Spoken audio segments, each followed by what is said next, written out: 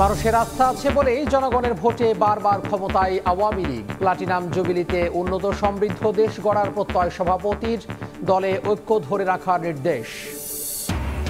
বেগম জিয়ার হার্টে বসানো হলো পেসমেকার, আছেন পর্যবেক্ষণে। দেশবাসীর কাছে দোয়া চাইলেন মির্জা ফখরুল। ইউনাইটেড হাসপাতালের বিরুদ্ধে অ্যাম্বুলেন্স না দেওয়ার অভিযোগ। ভারতের সঙ্গে কমছে বাংলাদেশের বাণিজ্য ঘাটতি, নেমে দাঁড়িয়েছে 921 কোটি ডলারে। পণ্য রপ্তানি বাড়িয়ে আরও নামানোর তাগিদ ব্যবসায়ীদের।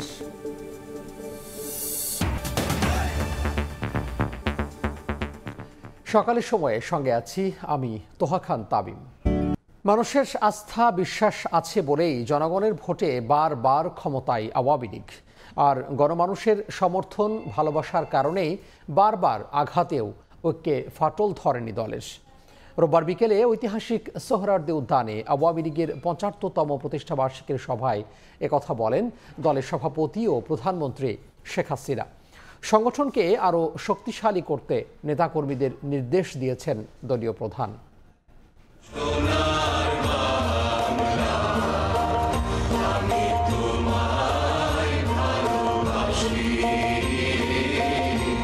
জাতীয় সঙ্গীত গেয়ে দলীয় পতাকা উত্তোলনের মাধ্যমে সোহরাওয়ার্দী উদ্যানে আয়োজিত দলের প্লাটিনাম জুবিলির অনুষ্ঠানে যোগ দেন বাংলাদেশ আওয়ামী লীগের সভাপতি ও সাধারণ সম্পাদক।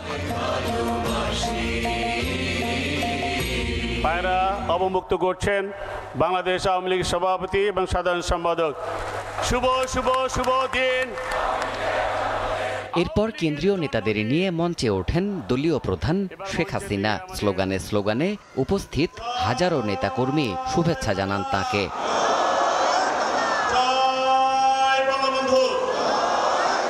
অনুষ্ঠান শুরু হলে সাংস্কৃতিক মঞ্চে উপস্থিত শিল্পীদের পরিবেশনায় ফুটিয়ে তোলা হয় বঙ্গবন্ধু, মুক্তিযুদ্ধ ও সংগ্রামের গীতি নৃত্য।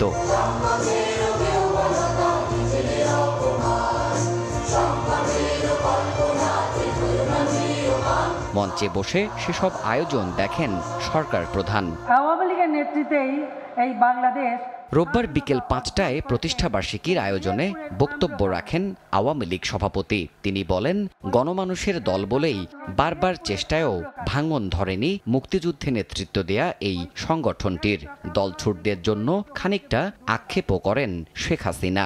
আওয়ামী লীগের প্রতিটি পদক্ষেপের ফলে আজ বাংলাদেশ এগিয়ে যাচ্ছে। আওয়ামী লীগের মূল শক্তি হচ্ছে বাংলাদেশের জনগণ, সাধারণ জনগণ, তৃণমূলের মানুষ। আওয়ামী লীগের অগণিত নেতা কর্মী, মুজিব আদর্শের সৈনিক। এই সৈনিকরা কখনো পরাভব মানে না। বারবার আঘাত এসেও এই সংগঠনকে কোনো ক্ষতি করতে পারে নাই। ফিনিক্স পাখির মতো পুড়িয়ে ফেলার পরেও ভস্ম থেকে জেগে ওঠে এই আওয়ামী লীগ ঠিক সেইভাবেই জেগে উঠেছে। হয়তো কখনো কখনো কোনো নেতা দলের থেকে নিজেকে বড় মনে করে কেউ দল ছেড়ে গিয়ে অন্য দল করেছেন, কেউ দল ছেড়ে চলে গিয়েছেন, কিন্তু তারা ভুল করেছেন। তারা আলোকিত এই আওয়ামী লীগের নেতৃত্বে ছিলেন বলেই এখান থেকে চলে যাওয়ার পর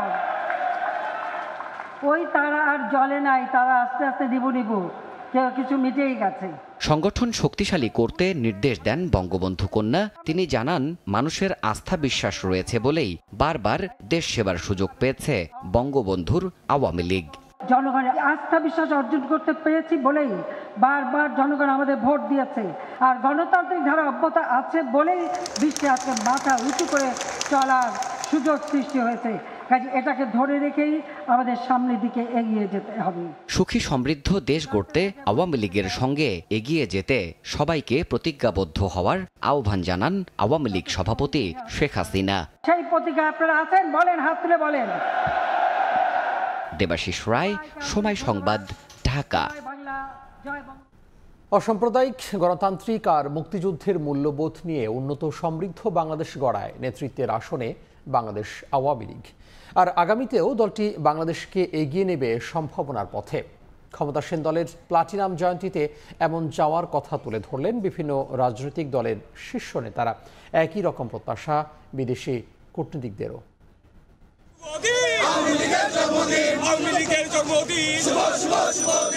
সংগ্রাম সংকল্প সতত শপথে জনগণের সাথে গৌরবময় পথ চলার ৭৫ বছরে উপমহাদেশের অন্যতম প্রাচীন রাজনৈতিক দল বাংলাদেশ আওয়ামী লীগ। জাঁকজমক আর উৎসবের আবহে তৃণমূল থেকে কেন্দ্র সব পর্যায়ের প্রতিনিধিরা।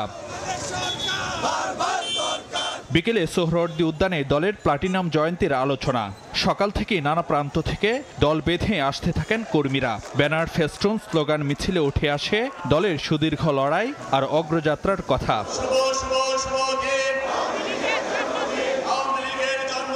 ক্ষমতাসীন আওয়ামী লীগের প্লাটিনাম জয়ন্তী উদযাপনের আনুষ্ঠানিকতায় উপস্থিত হন বিরোধী দল জাতীয় পার্টি সহ সমমনা বিভিন্ন রাজনৈতিক দলের শীর্ষ নেতারা। জাতিরাষ্ট্র গঠনে আওয়ামী লীগের নেতৃত্ব দেয়া থেকে শুরু করে বাংলাদেশের এগিয়ে চলায় দলটির অবদান উঠে আসে তাদের ভাষ্যে। জানান আগামীর প্রত্যাশার কথাও।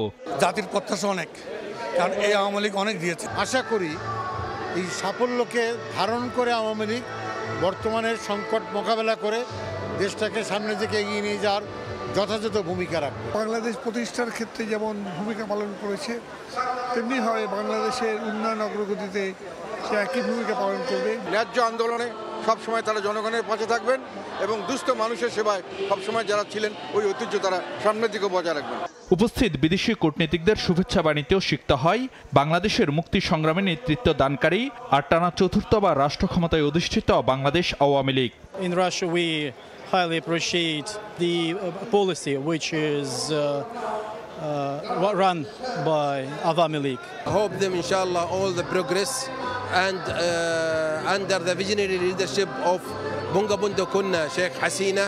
বক্তব্যে আওয়ামী লীগ সাধারণ সম্পাদক বলেন, সব ষড়যন্ত্র ভেদ করে উন্নত বাংলাদেশ গড়ার লক্ষ্যে এগিয়ে যাচ্ছে গণমানুষের দল আওয়ামী লীগ। 15ই আগস্ট 21শে আগস্টের সেই অশুভ শক্তির বিরুদ্ধে আমাদের আজ ঐক্যবদ্ধ হতে হবে। সমাবেশে আসা নেতাকর্মীদের প্রত্যাশা, মুক্তির পথ দেখানো আওয়ামী লীগের হাত ধরেই পূরণ হবে উন্নত বাংলাদেশের স্বপ্ন। আমাদের মুক্তিযুদ্ধের। ফারুক ভিয়া, রবিন, সময় সংবাদ, ঢাকা।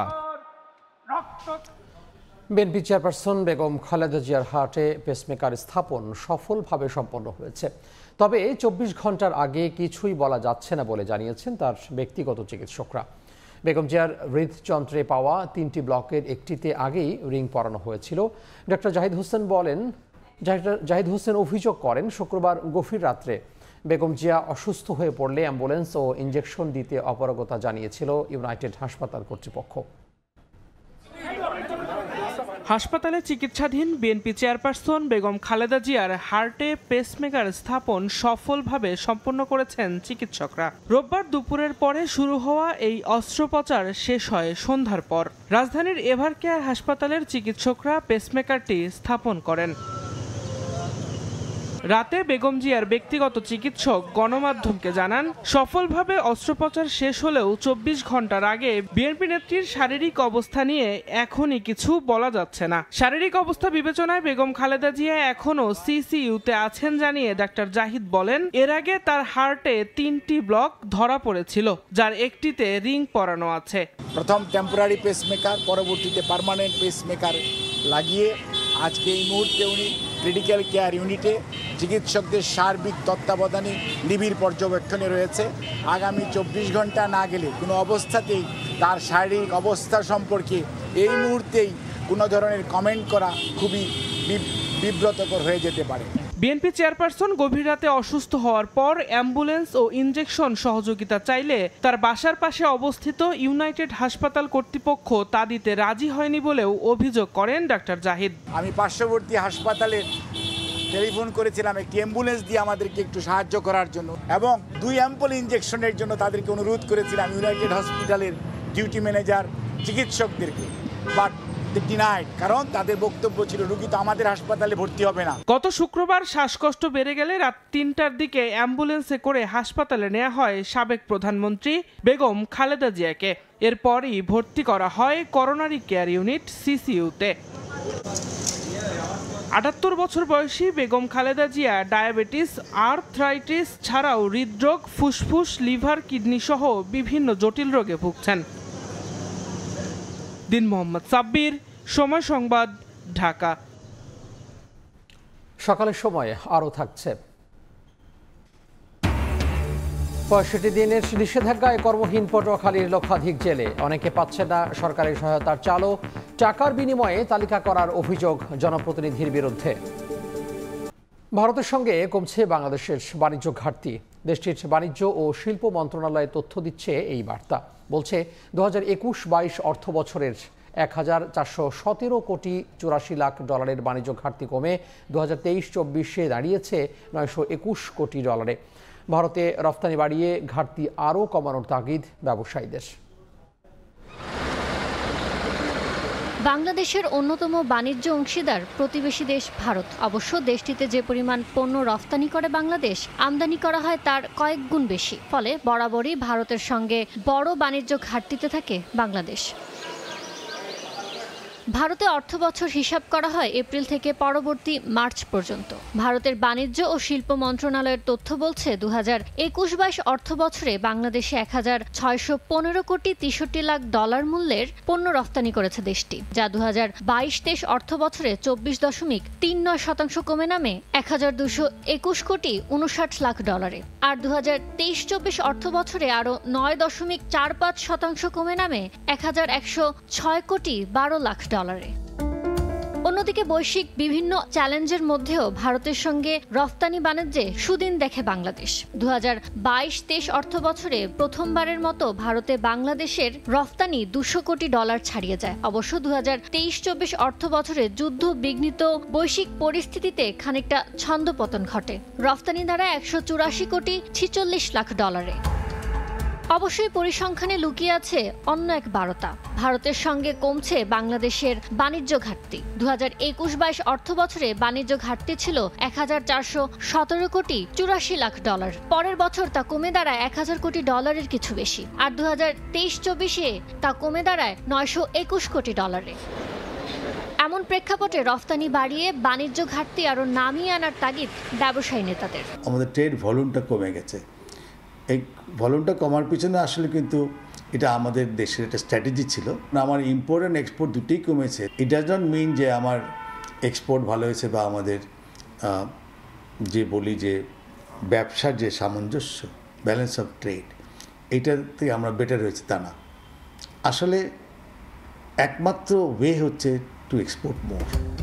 তথ্য বিশ্লেষণে দেখা যায় ভারত থেকে আমদানির তালিকায় শীর্ষে রয়েছে তুলা, জ্বালানি তেল, ভিটামিন ও অন্যান্য খনিজ পদার্থ, রেল ও ইঞ্জিনের বিভিন্ন যন্ত্রাংশ এবং পারমাণবিক বিদ্যুৎ কেন্দ্রের যন্ত্রপাতি। অন্যদিকে ভারতে রফতানি তালিকার শীর্ষে রয়েছে তৈরি পোশাক, সুতা ও অন্যান্য টেক্সটাইল পণ্য। ইয়ানুর শিফাত, সময় সংবাদ, ঢাকা।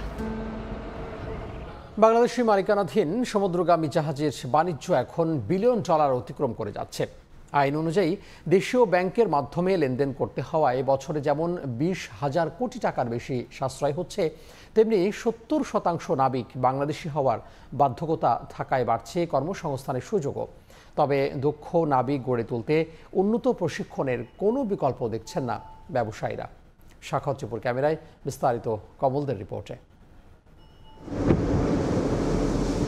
স্বাধীনতার পর রাষ্ট্রায়ত্ত প্রতিষ্ঠান বাংলাদেশ শিপিং কর্পোরেশনের মালিকানায় এমবি বাংলার দূত নামের জাহাজ দিয়ে শুরু হয়েছিল বাংলাদেশের সমুদ্র পরিবহন বাণিজ্যের। ৫১ বছর পর এসে বাংলাদেশে এখন ১০১টি সমুদ্রগামী জাহাজের মালিক। আর বেসরকারি মালিকানায় অ্যাটলাস শিপিং ১৯৭৮ সালে এমবি আল সালমা নামের জাহাজ দিয়ে সমুদ্র পরিবহন বাণিজ্য শুরু করে। বেসরকারি খাতে জাহাজের সংখ্যা এখন ৯৪টি। এর মধ্যে ২০১৯ সালের পর বাংলাদেশের শিল্প গ্রুপগুলো অন্তত ৮০টি জাহাজ কিনেছে। $৬ বিলিয়ন এখন আমাদের ইনকাম হচ্ছে। আমরা যদি সেটাকে ১০ বিলিয়নে নিয়ে যেতে পারি, আমাদের শিপিং সেক্টরে যে পরিমাণের আউটফ্লো ডলারের ঠিক সমপরিমাণের ইনফ্লো আমরা অর্জন করতে পেরে যাব। তার মানে আমরা নেট ব্যালেন্সে চলে এসেছি। জাহাজের ক্ষেত্রে আমাদের আর কোনো রকম ফরেন কারেন্সি খরচ হবে না। আগে প্রতি বছর শুধুমাত্র পণ্য আনা নেওয়ার কাজে জাহাজ ভাড়া হিসেবে লাখ লাখ ডলার চলে যেত বিদেশি জাহাজ মালিকদের কাছে। এখন দেশি জাহাজের সংখ্যা বাড়ায় এক্ষেত্রে বছরে সাশ্রয় হচ্ছে ২০,০০০ কোটি টাকার বেশি। একটা জাহাজের সাথে বিভিন্ন ধরনের ক্লাস্টার জড়িত, তো যত বেশি জাহাজের মালিকানা হবে তত সমস্ত লাইনে আসলে আমাদের আস্তে আস্তে সক্ষমতা, দক্ষতা এবং আমাদের বৈদেশিক মুদ্রা অর্জনের সুযোগ বৃদ্ধিপ্রাপ্ত হবে। বাংলাদেশি মালিকানাধীন অধিকাংশ জাহাজেই বর্তমানে বাংলাদেশি নাবিক এবং অন্যান্য ক্রুরা কাজের সুযোগ পাওয়ায় এক্ষেত্রে ব্যাপক কর্মসংস্থানের সৃষ্টি হয়েছে। প্রতিটি জাহাজে ন্যূনতম 70% জনবল রাখার নির্দেশনা দিয়ে প্রজ্ঞাপন জারি করেছে জাতীয় রাজস্ব বোর্ড। এই অবস্থায় প্রতিটি জাহাজে এক এক যাত্রায় সর্বনিম্ন 22 জন থেকে শুরু করে সর্বোচ্চ 45 জন পর্যন্ত বাংলাদেশি নাবিক কাজ করার সুযোগ পাচ্ছেন। তবে এই চাহিদা ক্রমশ বাড়তে থাকায় প্রয়োজন হয়ে পড়েছে দক্ষ নাবিক তৈরির প্রশিক্ষণ কেন্দ্রের। এটার জন্য অনেক বেশি ট্রেনিং সেন্টার দরকার, অনেক বেশি ট্রেনিং প্রোগ্রাম দরকার, মোটিভেট যারা আমরা বহির্বিশ্বের সাথে তাল মিলিয়ে আমরা চলতে পারি।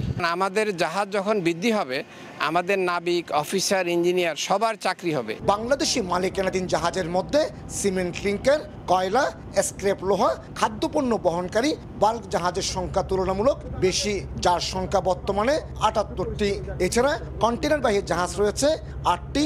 বাকি জাহাজগুলোর মধ্যে 7টি ওয়েল ট্যাঙ্কার, 5টি কেমিক্যাল ট্যাঙ্কার এবং 3টি এলপিজি বহনকারী জাহাজ। বাংলাদেশের সমুদ্র পরিবহন বাণিজ্য এখন লাখ কিংবা কোটি টাকা নয়, মিলিয়ন ছাড়িয়ে এখন বিলিয়ন ডলারে পৌঁছেছে এই সমুদ্র পরিবহন বাণিজ্য। আর এখন শততম জাহাজের মালিক বাংলাদেশের শিল্প প্রতিষ্ঠানগুলো। পৃথিবীর বিভিন্ন বন্দরে ফিরছে বাংলাদেশি এসব পতাকাবাহী জাহাজ। গভীর সমুদ্র থেকে কমল দে, সময় সংবাদ। পদ্মা সেতু চালুর 2 বছর পার হলেও বরিশালে কাঙ্ক্ষিত শিল্প কারখানা গড়ে উঠছে না। আমলাতান্ত্রিক জটিলতা ও প্রশাসনিক অব্যবস্থাপনার কারণে ব্যবসার বিস্তার ঘটছে না বলে অভিযোগ বিনিয়োগকারীদের। তবে তা মানতে নারাজ সংশ্লিষ্টরা। আর দ্রুত সবার সমন্বয়ে বরিশালকে ব্যবসা বান্ধব জোন হিসেবে গড়ে তুলতে ব্যবস্থা নেওয়ার আশ্বাস জেলা প্রশাসনের। সুমন হাসানের তোলা ছবিতে শাকিল মাহমুদের রিপোর্ট। পদ্মা সেতু ও পায়রা বন্দরকে কেন্দ্র করে বরিশালে যোগাযোগ ব্যবস্থায় যুগান্তকারী পরিবর্তন হলেও এখনো উন্নয়নের ছোঁয়া লাগেনি ব্যবসা খাতে। বিসিক সহ বিভাগের 6 জেলার বিভিন্ন জায়গায় নামি দামি বিভিন্ন কোম্পানি জমি কিনে রাখলেও শুরু করেননি ব্যবসায়িক কার্যক্রম। ব্যবসায়ীদের অভিযোগ, চাহিদা অনুযায়ী পর্যাপ্ত ঋণ না পাওয়া, সরকারি বিভিন্ন দপ্তরের প্রয়োজনীয় কাগজপত্র দিতে গড়িমসি সহ আমলাতান্ত্রিক জটিলতা ও প্রশাসনিক অব্যবস্থাপনার কারণে চাইলেও ব্যবসা করতে পারছেন না তারা। সবার সমন্বয় ছাড়া ব্যবসা বান্ধব বরিশাল গড়া অসম্ভব বলেও দাবি তাদের। যখনই একটা ইন্ডাস্ট্রি করতে আসবে তখনই একটা অনাপত্তির একটা বিষয় থাকে। এইগুলি যখন মানুষের শুনে যে এইগুলি একটা বড় একটা বিড়ম্বনা, তখন কিন্তু আসলে এন্টারপ্রেনাররা আসতে চায় না। বরিশাল চেম্বার অব কমার্সের তথ্য মতে বিভাগের 6 জেলায় ছোট বড় মিলিয়ে প্রায় 1000-এর ওপর ব্যবসা প্রতিষ্ঠান রয়েছে। এছাড়া নতুন করে ব্যবসা প্রতিষ্ঠান গড়ে তুলতে উদ্যোগ নিয়েছে গার্মেন্টস সহ প্রায় 3 শতাধিক প্রতিষ্ঠান। ক্যাব বলছে, সরকারি বিভিন্ন অফিসের কিছু অসাধু কর্মকর্তার দুর্নীতির কারণে দক্ষিণাঞ্চলে বিনিয়োগে আগ্রহ হারাচ্ছেন ব্যবসায়ীরা। অভিযোগ অস্বীকার করে সর্বোচ্চ সহায়তার কথা জানান সংশ্লিষ্টরা। লাইসেন্সের ব্যাপারে যে সহজীকরণের যে প্রক্রিয়াটি, এটি যদি সহজীকরণ না করা যায় তাহলে ব্যবসায়ীরা যথাযথভাবে কাজ করতে পারবে না। এই অভিযোগটা মোটামুটি ভিত্তিহীন। সোনালী ব্যাংক তো তার ব্যবসার উপরে শত শত কোটি, হাজার হাজার কোটি টাকার লোন দিয়ে থাকে, সেটা দেয়া সম্ভব আর কি, তাদের যদি ব্যবসা থাকে। বরিশালকে ব্যবসা বান্ধব জোন হিসেবে গড়ে তুলতে ব্যবসায়ীদের সমস্যা সমাধানে দ্রুত ব্যবস্থা নেওয়ার আশ্বাস জেলা প্রশাসনের। কেউ যদি কোনো নতুন ব্যবসার উদ্যোগ নেয় বা কোনো বিনিয়োগ করতেছে, আমরা তাদের সর্বোচ্চ গুরুত্ব দিয়ে তাদের কাজগুলো করার জন্য করে থাকি। বরিশালে মোট 3টি চেম্বার অব কমার্স রয়েছে। এসব প্রতিষ্ঠানের সাথে প্রায় 1000 ব্যবসায়ী জড়িত। শাকিল মাহমুদ, সময় সংবাদ, বরিশাল। গেল 2 দিন রোদের দেখা মিললেও সিলেট ও সুনামগঞ্জে আবারও বৃষ্টি শুরু হয়েছে। এই বৃষ্টিপাত অব্যাহত থাকলে নদ নদীর পানি আবারও বাড়ার শঙ্কা দেখা দিয়েছে। সকাল থেকে ঝিরিঝিরি বৃষ্টি, এখনও কয়েকটি পয়েন্টে বিপদসীমার উপরে বইছে সুরমা ও কুশিয়ারা নদীর পানি। গত 2 দিন পাহাড়ি ঢল আর বৃষ্টিপাত না থাকায় কমে আসে নদ নদীর পানি। আশ্রয় কেন্দ্র থেকে ঘরে ফিরছিলেন বাসিন্দারা। তবে আবারও বৃষ্টি শুরু হওয়ায় ভোগান্তি যেন পিছু ছাড়ছে না তাদের। এই বৃষ্টিপাত অব্যাহত থাকলে আবারও নতুন করে বন্যা দেখা দেওয়ার আতঙ্কে বাসিন্দারা।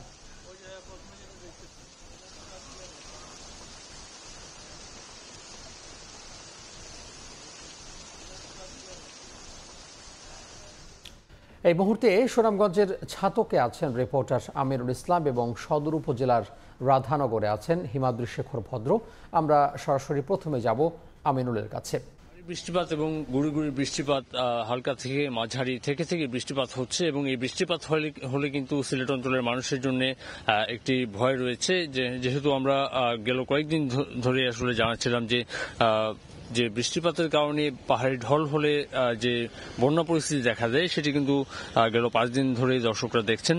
এই মুহূর্তে আমরা ছাতকে রয়েছে। ছাতকে যে বারবার যে প্রশ্নটি উঠে আসছে পানি উন্নয়ন বোর্ডের কাছে, যে সাধারণ মানুষরা যে দাবি তুলেছেন নদীগুলো ড্রেজিং করার ব্যাপারে, এই মুহূর্তে আমরা একটি ড্রেজার আপনাদেরকে দেখাতে চাই, যেখানে পানি উন্নয়ন বোর্ড কর্তৃপক্ষ বিভিন্ন নদীতে এ ধরনের কিছু ড্রেজার আসলে রেখেছে, যেগুলোতে আসলে তাদের কার্যক্রম খুব একটা তেমন চোখে পড়ছে না, যেগুলো আসলে প্রকল্প বাস্তবায়ন করার ক্ষেত্রে ধীরগতির আসলে বিষয়গুলো সামনে খুব সহসায় উঠে আসছে, যেগুলো আসলে ড্রেজিং পর্যায়ক্রমে যদি সবগুলো নদী ড্রেজিং এর আওতায় নিয়ে আসা হয় তাহলে হয়তো এই যে পানির প্রবাহ, সেই পানির প্রবাহ স্বাভাবিক রূপে ফিরে আসবে, যেগুলো আসলে এখন প্রতিটি বন্যায় আমরা দেখছি নদী উপচে তার পাশের যে বেড়িবাঁধগুলো রয়েছে, আমরা গতকাল দুয়ারা বাজারে দেখেছি বেড়িবাঁধগুলো ভেঙে গ্রামের পর গ্রাম প্লাবিত হয়ে পড়ছে।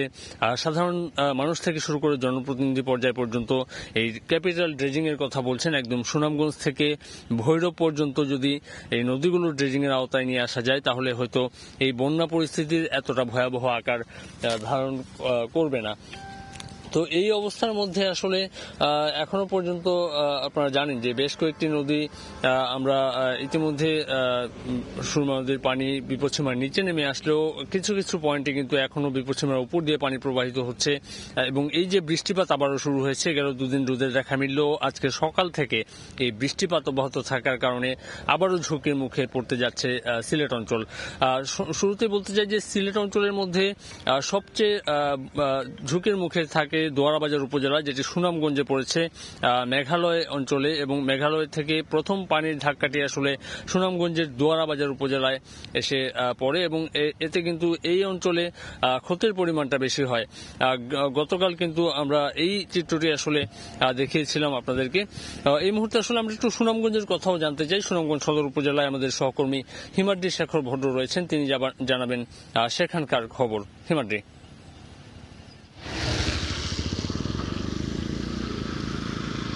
আমি আছি সুনামগঞ্জ সদর উপজেলার রাধানগর এলাকায়। এই রাধানগর এলাকা দিয়েই ঢলের পানি প্রবাহিত হয়েছিল গত 5 দিন আগে। এখন দেখতে পাচ্ছেন যে ঢলের পানি নেমে গেছে, কিন্তু গ্রামীণ যে সড়ক অবকাঠামো সেটা অনেকটা ধ্বংস করে দিয়েছে।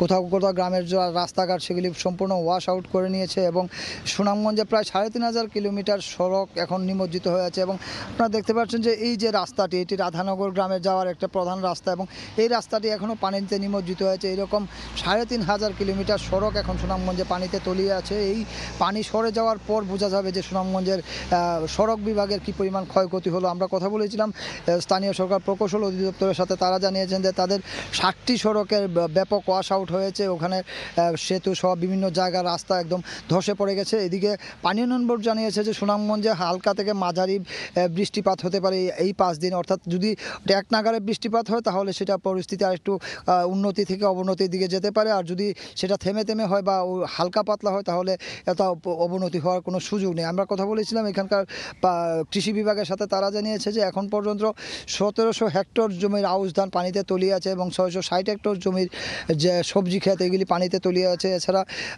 মৎস্য অফিস জানিয়েছে যে 3500 মতো পুকুর ভেসে গেছে, পুকুরের মাছ ভেসে গেছে, পোনা ভেসে গেছে এবং যত পানি কমছে ততই বন্যার পরিস্থিতির যে ক্ষয়ক্ষতির চিত্রটা স্পষ্ট হয়ে উঠছে। এবং সুনামগঞ্জে গেল 5 দিন যাবৎ সুরমা নদীর পানি কমে এখন বিপদসীমার প্রায় 34 সেন্টিমিটার নিচ দিয়ে প্রবাহিত হচ্ছে এবং সুনামগঞ্জে যে অন্যান্য পাহাড়ি নদীগুলি আছে, রক্তি, জাদুকাটা, খাসিয়ামারা সহ সবগুলি নদী দিয়ে এখন পাহাড়ি ঢল আসা বন্ধ রয়েছে। কিন্তু আজকে সকাল থেকে আবার বৃষ্টিপাত শুরু হয়, মানুষের মধ্যে কিছুটা আতঙ্ক বিরাজ করছে এই বৃষ্টি যদি আরও বেশি সময় ধরে থাকে তাহলে পরিস্থিতি একটু অবনতির দিকে যেতে পারে, যেটুকু উন্নতি হয়েছে সেটা থেকে আর একটু নিচে যেতে পারে। আমরা কথা বলেছিলাম এখানকার লোকজনের সাথে, তারা জানিয়েছেন যে তাদের বাড়ি ঘর থেকে পানি নেমে গেলেও এখন পর্যন্ত তারা যে ঘর তৈরি করবেন সেই ঘর তৈরি করার জন্য তাদের আর্থিক সামর্থ্য এবং ঢেউটি নেই, এবং সেই কারণে তারা অনেকটা বন্যা আশ্রয়কেন্দ্র থেকে চলে গেলেও এখনও অনেকটা বিপাকের মধ্যে রয়েছেন। তো এই ছিল সুনামগঞ্জের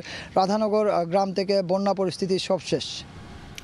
আমরা সরাসরি যুক্ত হয়েছিলাম সুনামগঞ্জের ছাতক এবং সদর উপজেলা থেকে। টানা 65 দিনের নিষেধাজ্ঞায় কর্মহীন পটুয়াখালীর লক্ষাধিক জেলে। আয়ের উৎস না থাকায় তাদের পরিবারের দিন কাটছে খেয়ে না খেয়ে। এদিকে নিবন্ধিত জেলেরা সরকারি সহায়তার চাল পেলেও তালিকায় নাম না থাকায় বঞ্চিত হচ্ছেন প্রায় 1.5 লাখ। জনপ্রতিনিধিরা টাকার বিনিময়ে তালিকা করেন বলেই এমন পরিস্থিতি, অভিযোগ তাদের। শেখদার জাবির হোসেনের রিপোর্ট, ক্যামেরায় ছিলেন তৌকিব পেদা।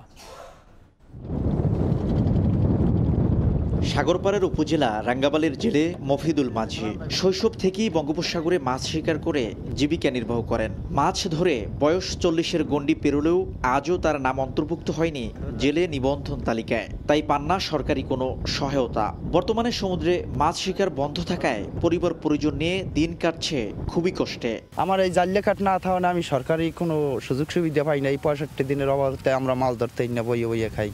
একই অবস্থা পটুয়াখালীর উপকূলের প্রায় 1.5 লাখ জেলের, যারা জীবনভর সমুদ্রে মাছ শিকার করেও পাননি জেলে হিসেবে সরকারি স্বীকৃতি। নিবন্ধন তালিকা করার সময় স্থানীয় জনপ্রতিনিধিরা টাকার বিনিময়ে অন্য পেশার লোকদের অন্তর্ভুক্ত করায় বাদ পড়েন অনেকে। অভিযোগ জেলেদের, কোনো কাঠ কুটামো করে দেয় না মেম্বারে, যদি আমরা যাই কয় তোমার কাঠ নাই, তোমরা যাই গিয়ে বন্ধ দেওয়ানে আমার কামাই বাণিজ্য নাই। মা বাবা মেয়ে ছেলে নিয়ে সবাইকে নিয়ে রাখে মারা লাগে। মৎস্য বিভাগ বলছে তালিকাভুক্ত সব জেলেকে খাদ্য সহায়তার চাল দেয়া হয়েছে, আর যারা নিবন্ধনের বাইরে রয়েছেন তাদেরও তালিকাভুক্ত করা হচ্ছে।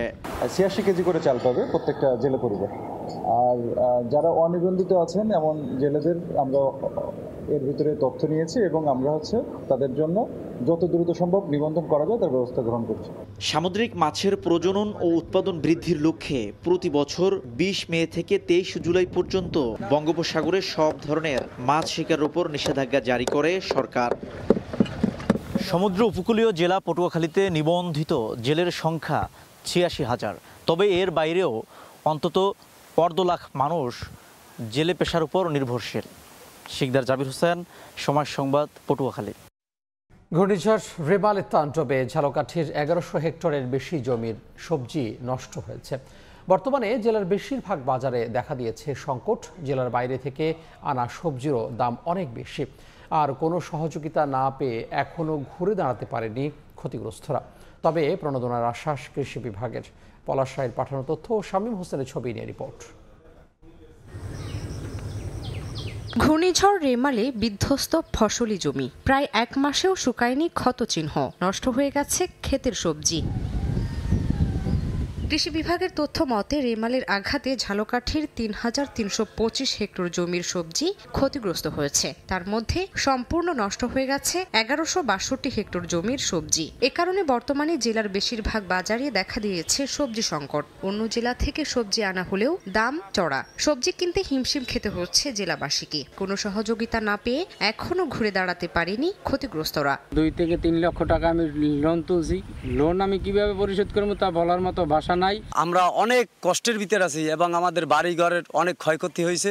বন্যায় আমাদের তরি তরকারি সব নষ্ট হয়ে গেছে। ঘূর্ণিঝড় রেমালের পরে সবকিছুই অস্বাভাবিক। ক্ষতিগ্রস্ত কৃষকদের প্রণোদনার আওতায় আনার আশ্বাস কৃষি বিভাগের। ক্ষতিগ্রস্ত যারা কৃষক কিষানি তাদেরকে সহায়তা কার্যক্রম আসলে আমরা তাদের মাঝে কিন্তু এই কার্যক্রম কিন্তু আমরা দিতে সক্ষম হব। কৃষি সম্প্রসারণ অধিদপ্তরের তথ্য মতে রেমালে প্রায় 23.5 কোটি 71 লাখ টাকা মূল্যের সবজি নষ্ট হয়েছে। সময় সংবাদ, ঝালকাঠি। বিশ্বকাপের হাই ভোল্টেজ ম্যাচে আজ মুখোমুখি হবে ভারত ও অস্ট্রেলিয়া। অজিতের হারিয়ে সেমিফাইনাল নিশ্চিতের লক্ষ্য টিম ইন্ডিয়ার। বাঁচা মরার ম্যাচে বড় জয়ের পাশাপাশি নেট রান রেটে এগিয়ে নেয়ার লক্ষ্য অজিতের। গ্র্যান্ড স্ল্যাম স্টেডিয়ামে ম্যাচটি শুরু হবে রাত 8:30টায়। এ যেন সেমিফাইনালের আগেই আরেক semifinal. Bharat Australia big match, যেন মনে করিয়ে দিচ্ছে 2023 ওয়ানডে বিশ্বকাপের ফাইনালের কথা।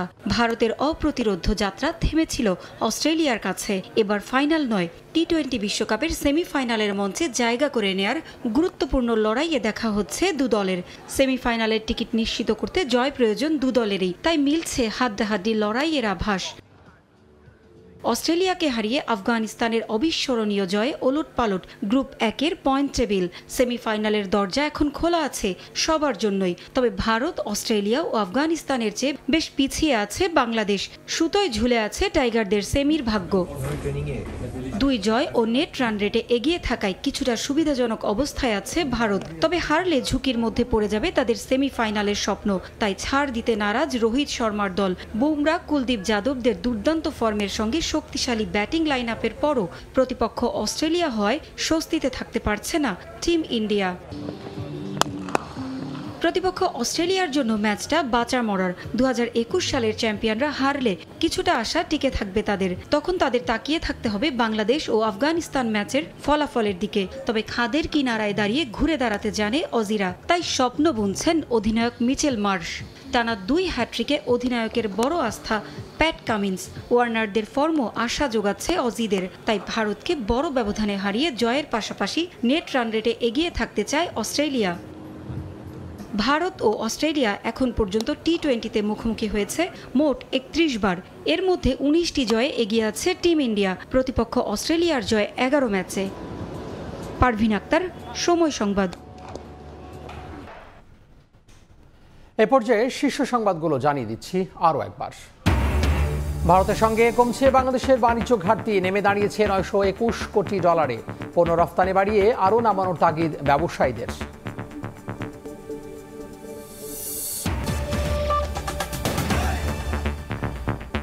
এই ছিল সকালের সময়। এরপর আন্তর্জাতিক সময় নিয়ে সঙ্গে থাকবেন সহকর্মী মাহাদি ধ্রুব। তামিম, আপনাকে ধন্যবাদ। আন্তর্জাতিক সময় নিয়ে ফিরছি কিছুক্ষণ পর, সঙ্গেই থাকুন সময়।